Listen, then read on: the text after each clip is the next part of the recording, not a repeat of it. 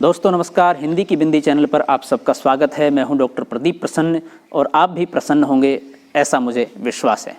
तो आइए आज हिंदी व्याकरण, हिंदी भाषा, हिंदी साहित्य में कुछ नई बातें सीखते हैं।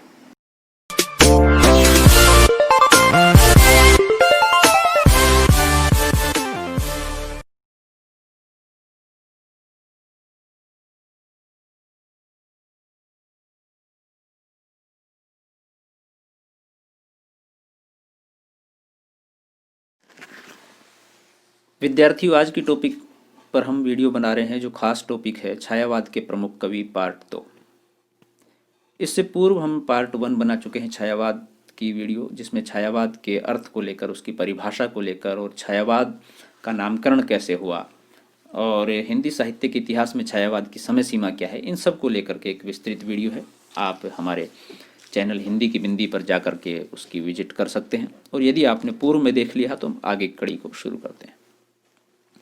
वीडियो शुरू करने से पूर्व आप सबसे आग्रह है, यदि आपने हिंदी की बिंदी चैनल को अभी तक सब्सक्राइब नहीं किया है तो प्लीज़ उसे सब्सक्राइब जरूर करें, बेल आइकॉन को जरूर दबाएं ताकि कोई वीडियो आप मिस न कर पाएँ। आइए तो शुरू करते हैं आज की वीडियो। छायावाद के प्रमुख कवि पार्ट 2। छायावाद के प्रमुख कवि हैं सर्वश्री जयशंकर प्रसाद, सुमित्रानंदन पंत, सूर्यकांत त्रिपाठी निराला तथा महादेवी वर्मा। अन्य कवियों में डॉक्टर रामकुमार वर्मा, हरिकृष्ण प्रेमी, जानकी वल्लभ शास्त्री, भगवती चरण वर्मा, उदय शंकर भट्ट, नरेंद्र शर्मा, रामेश्वर शुक्लांचल के नाम उल्लेखनीय हैं। मुख्य रूप से छायावाद के 4 कवि हैं। ये चतुर श्रेणी है। इन 4 कवियों की कुछ रचनाओं को लेकर के, उनके जन्म को लेकर के हम बात करते हैं। जयशंकर प्रसाद 1889 ईस्वी से 1937 ईस्वी, और इनकी जो प्रमुख छायावादी रचनाएं हैं वो है कानन कुसुम, महाराणा का महत्व, करुणालय, प्रेम पथिक, झरना, आंसू, लहर, कामायनी, चित्रधार। ब्रज भाषा में रचित कविताएं हैं ये चित्रधार की। दूसरे कवि सूर्यकांत त्रिपाठी निराला 1899 ईस्वी से 1961 ईस्वी। इनकी जो रचनाएं हैं वो अनामिका, परिमल, गीतिका, तुलसीदास, कुकुरमुत्ता, अणिमा, नए पत्ते, बेला, अर्चना, आराधना, गीत कुंज, सांध्यकांकली। तीसरे हैं सुमित्रानंदन पंत 1990 ईस्वी से 1973 ईस्वी। गिरजे का घंटा पंत की पहली कविता है ये। ग्रंथि, पल्लव, वीणा, गुंजन, युगांत, युगवाणी, ग्राम्या, स्वर्ण किरण, स्वर्णधूलि, युगपथ, उत्तरा, अतिमा, वाणी, पतझर, कला और बूढ़ा चांद, लोकायतन, सत्यकाम, वीणा, युगांतर, रजत शिखर, शिल्पी, प्रतिमा, सोवर्ण, वाणी, चिदंबर, रश्मिबंध, अभिषेकित, हरीश सुरी, सुनहरी टेर, लोकायतन, किरण, वीणा। चौथी प्रमुख कवि हैं महादेवी वर्मा 1907 से 1987 ईस्वी। इनकी रचनाएं हैं निहार, रश्मि, नीरजा, सांध्यगीत, यामा। यामा से पहले 4 काव्य संग्रह को एक साथ संकलित किया गया है जो दीप शिखा नामक में छपे हैं सभी कवि। अब हम बात करते हैं अन्य छायावादी कवियों के बारे में। डॉक्टर रामकुमार वर्मा, इनकी काव्य रचनाएं हैं अंजलि, रूप राशि, चित्तौड़ की चिता, चंद्रकिरण, अभिशाप, निशीत, चित्ररेखा, वीर हमीर, एकलव्य। हरिकृष्ण प्रेमी की काव्य रचनाएं हैं आंखों में, अनंत के पथ पर, रूप दर्शन, जादूगरनी, अग्निगान, स्वर्ण विहान। छायावादी काव्य की प्रमुख प्रवृत्तियां क्या है? छायावादी काव्य की प्रमुख प्रवृत्तियां अनेक हैं। हमने पूर्व में भी थोड़ी बहुत बताई हैं, लेकिन अब हम उसका विस्तार से यहाँ पर सिलसिलेवार तरीके से अध्ययन कर रहे हैं। छायावाद की प्रधानता। छायावादी काव्य में व्यक्तिवाद की प्रधानता है। शायद आधुनिक युग की अनेक समस्याओं के कारण व्यक्तिवाद का जन्म हुआ।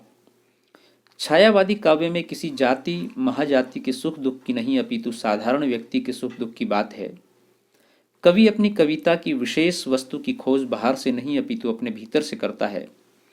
इसीलिए छायावादी काव्य में कहीं कहीं अहम भावना की अति है, परंतु यह अहम भाव असामाजिक नहीं है। इसमें सर्व मिला हुआ है। इस कविता में कवि का रोना या हंसना उसका व्यक्तिगत नहीं है, अपितु प्रत्येक संघर्षरत व्यक्ति का रोना या हंसना है। जैसे कि मैं शैली अपनाई, देखा सब दुखी निज भाई। इस तरह से कि अपनी शैली मैं अपना करके कुछ नहीं होता, बल्कि सबका दुख देखा तो वो बड़ा विशिष्ट है, उसमें अपना दुख दिखाई देना चाहिए। मानवतावाद, दूसरी प्रवृत्ति, दूसरी विशेषता। छायावाद का सबसे उज्जवल पक्ष मानवतावाद है।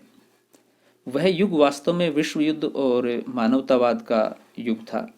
युद्ध के भयंकर परिणामों को देखकर अनेक महापुरुष मानवतावाद का प्रचार कर रहे थे। प्रसाद की कामायनी और निराला की तुलसीदास रचनाएं मानवतावाद की भावना से ओतप्रोत रचनाएं हैं। छायावादी काव्य में राष्ट्रवाद की भावना भी संकीर्ण नहीं अपितु मानवतावादी है।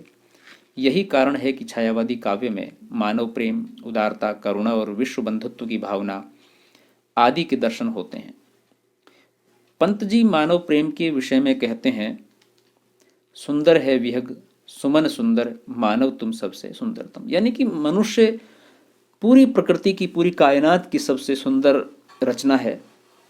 शेष चीज़ें भी बहुत सुंदर हैं, उनकी तुलना ऐसा नहीं कि मानव से कोई अलग कर दी हो या विशिष्ट नहीं है। तो सब सुंदर है, पक्षी सुंदर हैं, सुमन पुष्प सुंदर है, तो मनुष्य तुम बहुत सुंदर हो, विशिष्ट हो।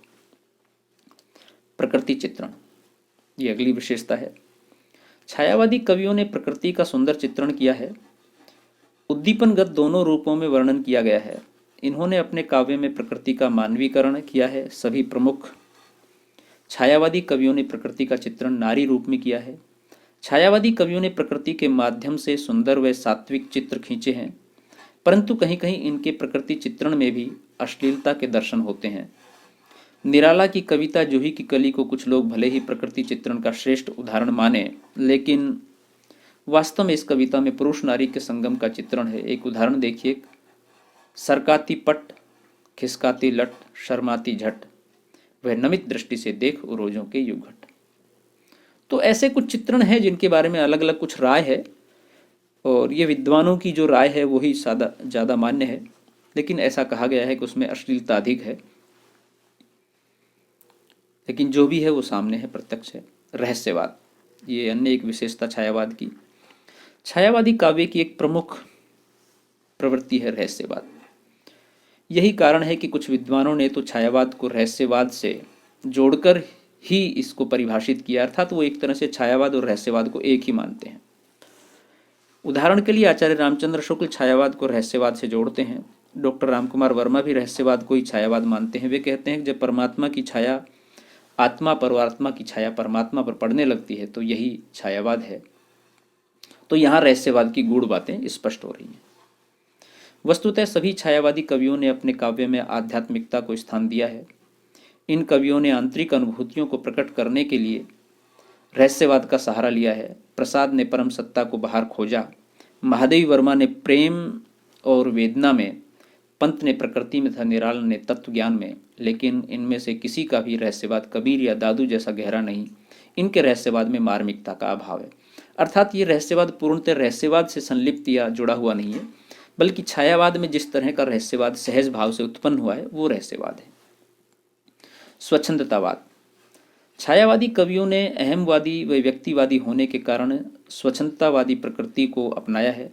उन्होंने काव्य रचना करते समय किसी भी प्रकार के शास्त्रीय बंधनों को स्वीकार नहीं किया। विषय का चयन करते समय भी उन्होंने इसी नियम को अपनाया। यही कारण है कि छायावादी काव्य में विषयगत विविधता है। सौंदर्य वर्णन, प्रेम चित्रण, प्रकृति वर्णन, राष्ट्र प्रेम, रहस्यवाद, वेदना, निराशा, उत्साह आदि सभी विषयों पर इन्होंने अपनी लेखनी चलाई है। अगला है इसमें विशेषताओं में वेदना और निराशा। छायावादी काव्य में वेदना और निराशा सर्वत्र अभिव्यक्त हुई है। कुछ आलोचक मानते हैं कि यह निराशा तत्कालीन वातावरण की देन है, क्योंकि उस समय भारत अंग्रेजों का गुलाम था और आंदोलन असफल हो रहे थे, तो लगातार ऐसा करने के कारण वेदना और निराशा लोगों में छाई हुई थी। दूसरा, छायावादी कवि मानते थे कि वेदना और निराशा से ही काव्य उपजता है। बहुत सारे लोगों का मानना है, जैसा कि पंत जी ने लिखा है कि वियोगी होगा पहला कवि, आह से उपजा होगा गान, उमड़कर आंखों से चुपचाप बही होगी कविता अनजान। अर्थात कविता एक तरह से वेदना या दुख या अवसाद के कारण ही जन्म लेती है, और किसी हद तक ये बात सत्य भी है। सुख में कविता जन्म नहीं लेती। अगला टॉपिक है नारी प्रेम और सौंदर्य का चित्रण। छायावादी कवियों ने नारी प्रेम और सौंदर्य के अनेक चित्र प्रस्तुत किए हैं। नारी सौंदर्य का चित्रण कहीं कहीं दैहिक बन पड़ा है, यथा नील परिधान बीच सुकुमार खुल रहा मृदुल अधखुला अंग। इस तरह के चित्र में दिखाई देता है, कहीं कहीं थोड़ी सी दैहिक चित्रण की स्थिति अधिक दिखाई देती है। छायावादी कवियों ने नारी के करुणा, दया, ममता आदि भावों का भी सुंदर चित्रण किया है, लेकिन इसका मतलब यह नहीं कि सिर्फ इसी तरह के दैहिक चित्रण कर दिए गए हैं, बल्कि नारी के दूसरे रूपों का चित्रण भी दिखाई देता है। प्रसाद ने नारी के विषय में लिखा है, नारी तुम केवल श्रद्धा हो। बहुत विशिष्ट बातें अनेक दूसरे कवियों ने भी लिखी हैं। स्वतंत्रता प्रेम। छायावादी कवियों के काव्य में राष्ट्रीय जागरण का स्वर भी मिलता है। यह कवि अनेक स्थानों पर स्वतंत्रता का आह्वान भी करते हैं और लोगों को प्रेरित करते हैं उसके लिए। राष्ट्रीय आंदोलन का प्रभाव इन कवियों पर पड़ना स्वाभाविक है, चूंकि उस समय स्थितियां यही थी। प्रसाद के काव्य तथा नाटक दोनों में ही राष्ट्रीय भावना देखने को मिलती है। माखनलाल चतुर्वेदी की राष्ट्रीय भावना का एक उदाहरण देखिए कि मुझे तोड़ लेना वनमाली, उस पथ पर तुम देना फेंक, मातृभूमि पर शीश चढ़ाने जिस पथ जाएं वीर अनेक। कलापक्ष इसका क्या है? कलापक्ष के दृष्टिकोण से भी छायावादी काव्य उतना ही उत्कृष्ट है जितना भावपक्ष के दृष्टिकोण से है। छायावादी काव्य में खड़ी बोली हिंदी अपने चरम उत्कर्ष पर पहुंच गई। इन कवियों की भाषा चित्रात्मक है। इन कवियों ने कोमलकांत शब्दावली का प्रयोग किया है। वे संस्कृत निष्ठ भाषा पर बल अधिक दिया है। छंदों के दृष्टिकोण से छायावादी कवियों ने परंपराओं को तोड़ा है। निराला ने काव्य में मुक्त छंद की नींव रखी। फिर भी गेयता इन कवियों की कविताओं की प्रमुख विशेषता रही है। रहस्यवादी भावना के कारण कवियों की कविताओं में प्रतीकात्मकता व सांकेतिकता भी मिलती है। इन कवियों ने शब्दालंकार, अर्थालंकार दोनों प्रकार के अलंकारों का प्रयोग किया है। इन कवियों ने अपने काव्य में अनुप्रास, यमक, शैलेश, पुनरुक्ति, रूपक, उपमा, उत्प्रेक्ष, रूपक, अतिशयोक्ति, मानवीकरण आदि अलंकारों का सुंदर प्रयोग किया है। मूल रूप से निष्कर्षतः मुख्य यह कह सकते हैं कि छायावाद आधुनिक हिंदी कविता का स्वर्ण युग था। छायावादी कवियों ने खड़ी बोली हिंदी को चरम उत्कर्ष प्रदान किया। हिंदी कविता को नई प्रतिष्ठा मिली। प्रसाद, पंत, निराला, महादेवी वर्मा जैसे महान कवियों ने इस काल में हिंदी कविता को नए आयाम प्रदान किए। इस काल की कविता को पढ़कर पहली बार लोगों ने माना कि खड़ी बोली का माधुर्य ब्रज या अवधि से कम नहीं है। आधुनिक काल का सर्वश्रेष्ठ महाकाव्य कामायनी इसी काल की देन है। तो विद्यार्थियों, छायावाद बहुत विशिष्ट है, बहुत महत्व है उसका, और स्वर्ण युग है कहा जाता है, इसलिए उसकी भाषा, उसकी लेखन पद्धति, उसकी कविताएं, उसके कवि बहुत विशिष्ट और मायने रखती हैं। ये थी आज की वीडियो। आपको कैसी लगी हमें ज़रूर बताएं। वीडियो आपने पूरी देखी, इसके लिए आपका बहुत बहुत धन्यवाद, बहुत बहुत शुक्रिया। यदि वीडियो अच्छी लगी हो तो कमेंट्स के माध्यम से हमें बताएं और उसको लाइक कीजिए, शेयर कीजिए, कमेंट्स कीजिए। और हिंदी की बिंदी चैनल अभी तक सब्सक्राइब नहीं किया है तो सब्सक्राइब जरूर कर लें, बेल आइकन को जरूर दबा दें ताकि कोई वीडियो आप मिस न कर पाएँ। आज के लिए इतना ही। नेक्स्ट वीडियो में नेक्स्ट टॉपिक के साथ फिर मिलते हैं। तब तक के लिए शुक्रिया, नमस्कार।